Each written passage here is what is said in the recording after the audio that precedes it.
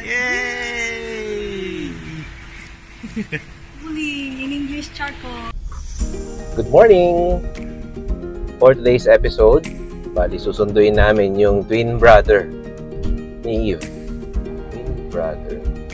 Parang siguro dapat twin sister. So, sister yun eh. Twin sister na lang ni Eve. So, meron tayong na-influensyahan, my friend, actually my best friend, na bumili din ng Wuling Mini EV. Siya talaga yung nag-introduce sa akin ng Wuling brand.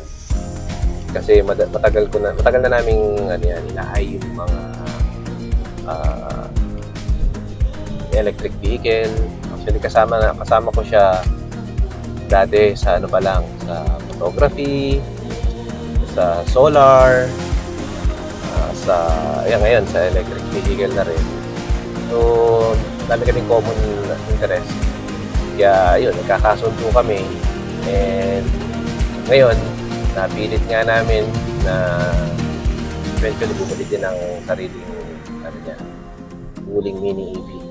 Siya yung sumama sa akin last time nung pinick up namin tong car. Pero, sa Wuling dealership sa Makati.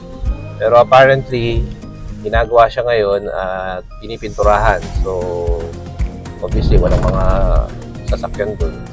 So, ang pick up namin ngayon ng car niya sa Balintawak warehouse. Malapit sa Pure Gold. Ayun, paris pala ako ng Pasita. Then, pupuntahin ko siya sa Alabang. Tapos, diretso na kami dun sa Balintawak warehouse ng Wood. So,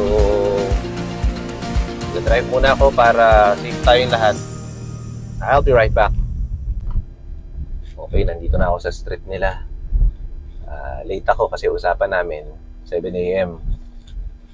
Siyempre, pag 7 AM ang usapan nyo, dapat 7:30 nandito ka na. Kaya, ayan.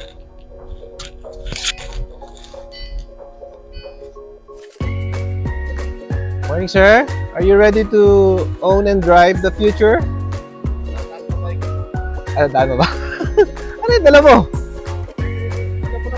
Hindi ka naman excited. Tara. Pagpasensyahan mo na at madumi. Madumi ka agad. Alright, nandito na kami sa bahay pa rin nila. Hindi pa kami maalis. Paalis pa lang kami. So, pupuntahan muna namin yung brother niya kasi mukhang bibili lang ng ng t-shirt. Saan ba na dito na? Bibili lang ng t-shirt. Parang sabi sa kanya, meron ba cash dyan na 593,000? Sama ako, bibili lang ako ng EV. Ganun lang kasimple. Yung color green. May available ba silang green or beige? Ayan. Sige, asa na tayo? Turn left. So apparently, yung kapatid ni Glenn, gusto na rin bumili ng kotse. Nagtatanong sa amin. Sabi niya kanina, Glenn, may cash ka ba dyan? Para bibili lang ng t-shirt daw. So ngayon, baka sumama sa amin. Tapos, naasikaso na yung documents para pagkabayad, kuha na kagad yung sasakyan. Uwi na. So yun lang, inantay lang namin. Tapos, babalik kami. Okay? So, tanungin lang kita, Glenn. Hindi natin natanungin kung excited ka. Ang tanong ko na lang how excited are you? Hindi naman sobrang excited din. Nagalalasada na tayo ng mat. Papunta pa lang Papunta pa lang na hanap na ko na pwede bilhin. Hindi, ano bang naka-influensya o sa'yo? Oo. Sa atin. Na lang natin sa initials na MRS. MRS. Alright, nandito na tayo sa warehouse ng Wuling sa Balintawak. Ito si Anthony, ang aming sales agent. Pinag-uusapan ngayon nila na kung saan dadalhin. So, dito ba Tawak, mabiyahe kami pupunta Alabang. Kakuha dun sa bahay nila Glenn sa kanila. Doc.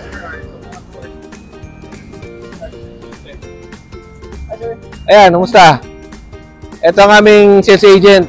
So, sisingilin kita ng referral fee kasi dalawa yung dala ko. Diba? Pwede na ako mag-sales, no? Kasi dalawa yung binili. Ayan.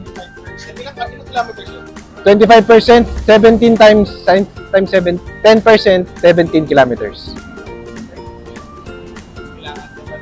Kailangan mo pa naman 1 hour. 1 hour lang. Marami mga pa-process pa naman. Dito tayo sir sa South. Office. Mabait yan si Anthony, bata pa. So, pumunta kami dito. Isa lang. Pag-alis namin, tatlo na. Alam ko, diretso ako sa work.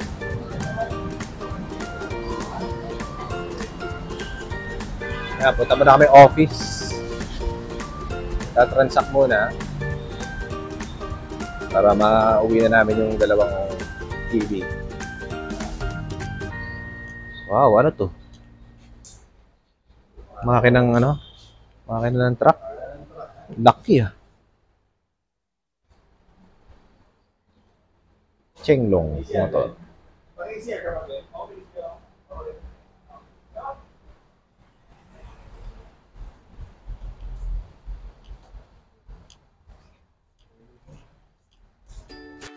So, meron na kaming konting issue. Si Doc, kailangan pagkakuha niya ng kotse dito, gusto na niya dumiretso ng trabaho. Ang problema, 25% lang yung charge ng kotse na pipick-upin namin ngayon. So, around ano lang yun, 43 kilometers. 43 kilometers lang yun. Ang charging niya kasi 10% per hour. So, siguro mga 1 hour, 1.5 hour para meron siyang buffer. Ako yung nanampalataya sa kanila. Amen lang po ako ng amen. Siya yung isang na BI, nabudol. Nabudol. Hindi ko alam na mabubudol ko talaga. Pinakamagabudol. Oo nga eh. At ito yung pinakamabilis na budol ni Doc, ha? Mabilis. You know. So, saan tayo punta? Puntahan na namin yung unit para ikabit yung conduction sticker.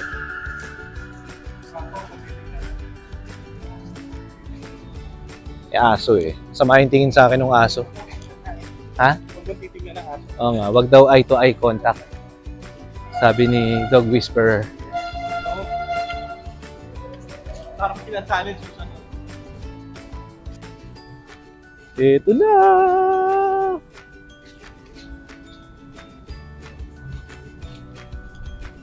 Ayan, dalawang unit. Ito yung kay Doc. Nagka-charge pa. Beige yung kanya. Ito kay Glenn. Parehas nung sa akin. Kulay green din.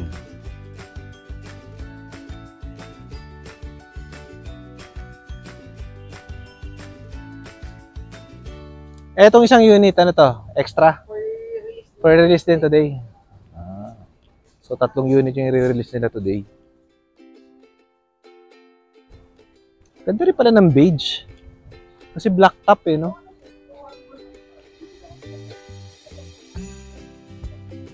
Yee! Excited! Woohoo! Ay, paano pala yung ano?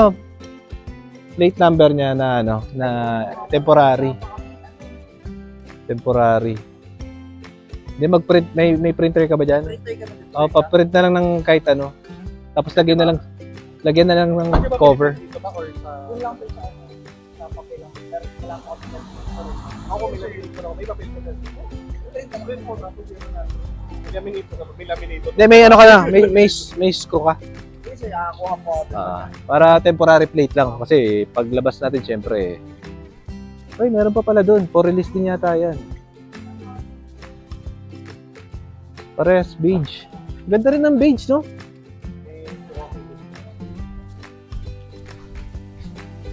Ganda. So, ilang percent na yung surge niya? 29%. Bakit yung kay Doc may plastic pa, yung sa akin wala? Wala ng plastic. Di ko tuloy na-enjoy yung pagtanggal ng plastic nung ano. 29% pa lang. So, ito na yung may-ari. Sir, nakabayad na po tayo? Bayad na po. Bayad na. Yan. So, ilang percent na? 30? 29 pa rin pala.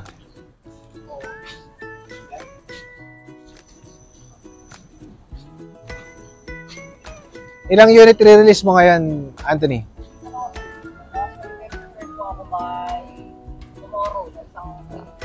Tomorrow may isa. Tapos ngayon, 2. Bali 3. Sama to. So yan, ano lang sila Sir Glenn, nagpipirmahan lang ng documents para legal lang pag-drive.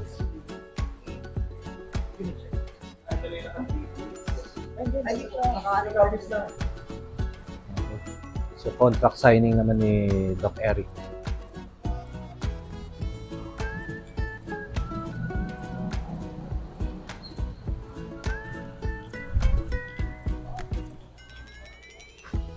Yeah, getting ready.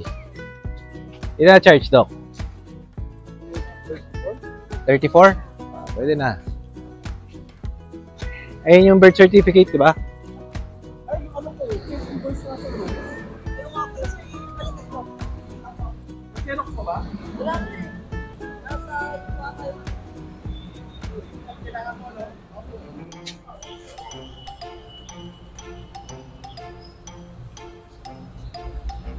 So, hindi naman ganun ka-excited si Glenn. Hindi naman kasi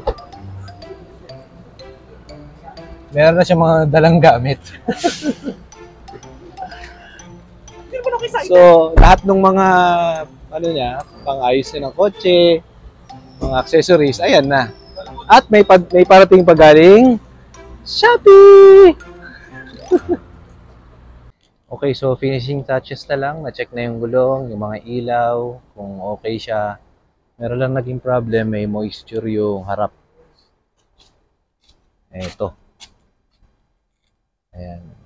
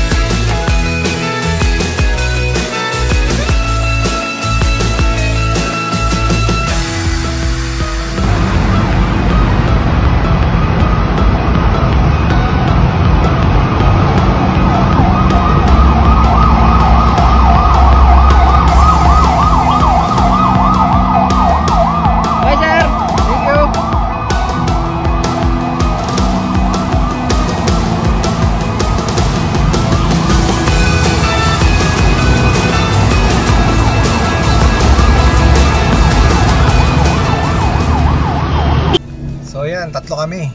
Nakakatuwa. Ang cute. 3 kami sa daan.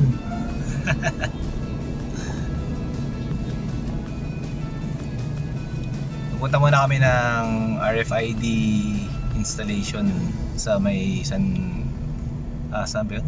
Del Monte Toll Plaza. Ayan, tinitignan ko ang kit namin tignan 3. Kasi ang liliit niya tapos magkakasunod. Ayun, so nandito na kami ngayon sa Skyway. Papakabit sila ng RFID para makadaan sa SLEX. Pero ako siguro baka dumiretso na ako kasi di ba na ako pwede magantay dito dahil magkukos lang ako ng traffic so makahulihin ako. Meron na kasi akong RFID. Nakakatuwa lang ngayon kasi hindi ko in-expect yung nangyari na ang initial na plano kasi namin ni Glenn susunduin ko siya ng umaga And pupunta kami Balintawak, pipick upin yung unit niya. Pagdating namin doon, pagdating ko sa bahay nila, sabi niya, punta natin si Doc kasi mukhang bibili na rin siya. So yun, sumama sa amin si Doc, nag-withdraw lang. Ayun, parang bumili lang kami ng t-shirt. Pagdating doon, nagpalitan lang ng kaliwaan, bayad, tapos yun na. Di nakakaaliw kasi pumunta kami doon, isang kotse lang. Pag-alis namin, 3 makaron yung umalis. Kaya nakakaaliw. Hindi mo kasi araw-araw nangyayari yan. Ayun, so next time na lang siguro i-feature natin yung 2 bagong unit ni Glenn tsaka ni Doc Eric. Tapos pakita na natin yung mga features ng macaron. So hanggang dito na lang po muna. Sana dumami pa ang ating mga subscribers. So please follow, like, and subscribe. Hit the notification bell para updated tayo lagi pag nag-upload ako ng video. And ingat tayo lagi, lalo na sa pagdadrive. Take care out there. Don't do drugs. Bye-bye.